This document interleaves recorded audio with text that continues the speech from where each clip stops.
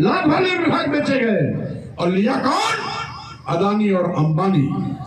यानी जिन सरकारी विभागों में देश के नौजवानों को सरकारी नौकरी मिलना चाहिए था, इस निकम्मी सरकार ने उनके वंशों पर पानी फेरा है, उनके सपनों का कत्ल किया है, उनकी उम्मीदों को हमेशा हमेशा के लिए नकारने का काम किया है। यही नहीं, आज सरकारी अस्पतालों में जाओ, जब हमारी सरकार होती थी, मैं मंत्री होता था, 1 रुपए 2 रुपए के पर्ची पर गरीब आदमी 3-3, 4-4, 5-5, 6-6 महीने अपने रोजमर्रे की दवा लेता था, निःशुल्क मिलती थी।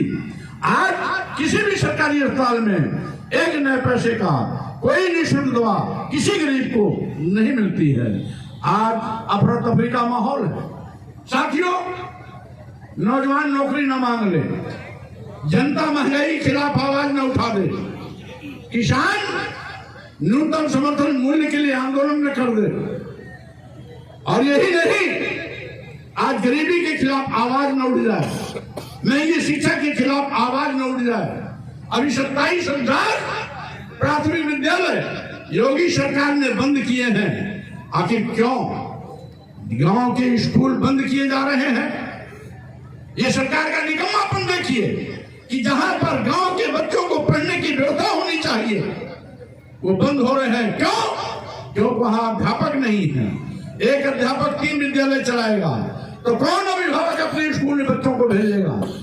इसलिए मेरी मांग है मोदी सरकार से, मेरी मांग है मोदी सरकार से कि आज आप 1 नेशन 1 इलेक्शन की बात करते हो, जो कभी संभव नहीं है, क्योंकि 1952 में असेंबली और पार्लियामेंट दोनों एक साथ हुआ था।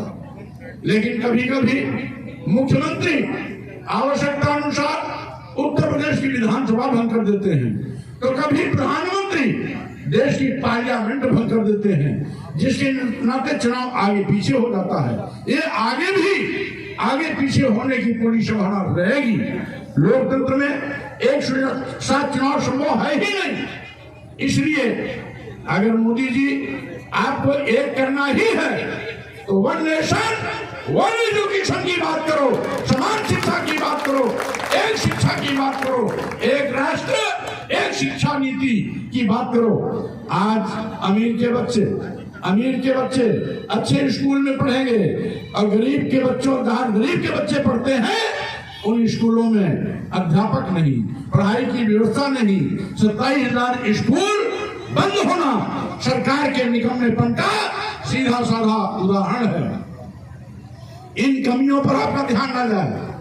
इसलिए मोदी योगी सरकार साजिश के तहत कभी हिंदू मुस्लिम का नारा देगी, कभी मस्जिद में मंदिर खोलने का काम करेगी, और आज औरंगजेब का नाम उछालकर आपका ध्यान भटकाने में लगी है।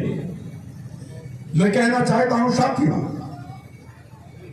हिंदू मुस्लिम मस्जिद मंदिर औरंगजेब का नाम लेने से भारतीय जनता पार्टी के पाप भूल नहीं सकते हैं।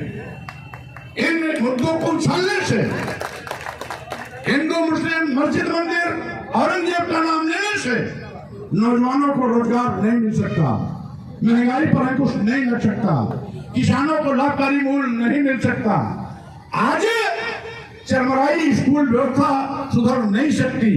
आज नौजवान दर की ठोकरें खा रहे हैं, वो उस पर नकेल नहीं लग सकता।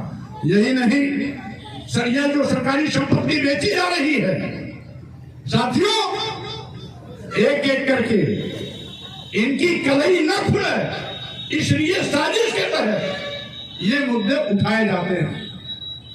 आपको सावधान रहना चाहिए।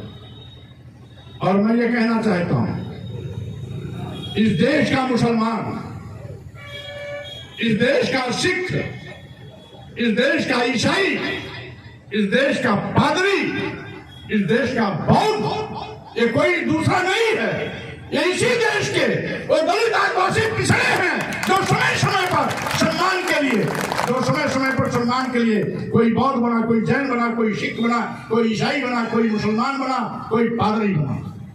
इसलिए ये हमारे भाई हैं। लेकिन ये सरकार अपने निकम्मेपन को छिपाने के लिए, अपने पाप को चादर से ढकने के लिए यह हिंदू मुस्लिम मस्जिद मंदिर औरंगजेब की रट लगाती है।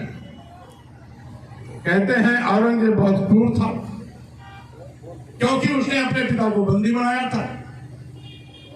उसने पिता को बंदी बनाया था ना, तो आप उसको क्रूर होने का परिणाम बदल दे रहे हो।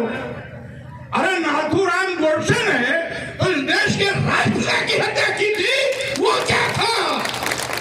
भाजपा इस पर नहीं बताएगी।